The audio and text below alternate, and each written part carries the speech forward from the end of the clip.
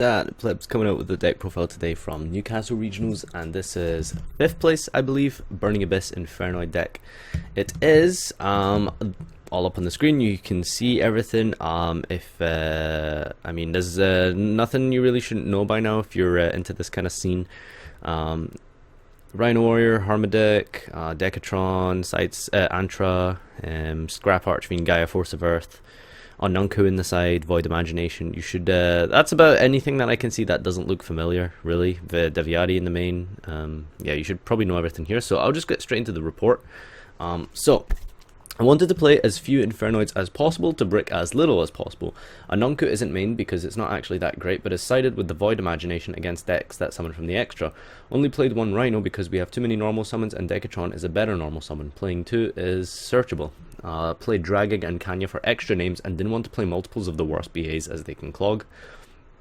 Lava Golem is sided for heroes. Played the deck as it has an auto win against ABC, which I thought would be the most represented deck, and the deck plays really well when going second. Games 2 and 3, Void Imagination makes Metal Foes an easy win.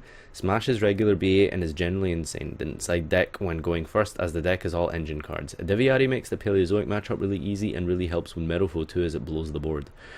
It can deal with Kirin as well. The deck's worst matchup is definitely Metal Foes if they draw well and play correctly. However, this wasn't an issue as I knew the deck wouldn't be hugely represented and the people playing it would notice the interactions which you need to carry out correctly.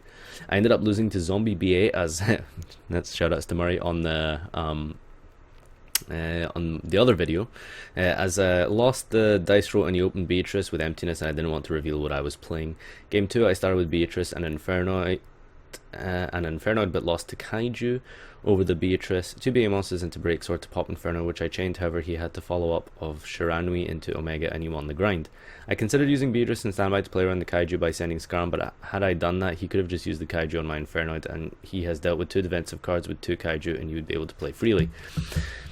Even if I search Tour Guide, I still lose because he could just set up Beatrice to interrupt my Tour Guide and I lose the grind. My play meant he needed a really specific hand to be beaten, and if it turned out he didn't have the Kaiju, then I definitely win. So all in all, I was happy with my performance and played well. I finished 5-1. So this is your tournament report. Burning Abyss Infernoid. Let me know what you guys think down below, and see you next time.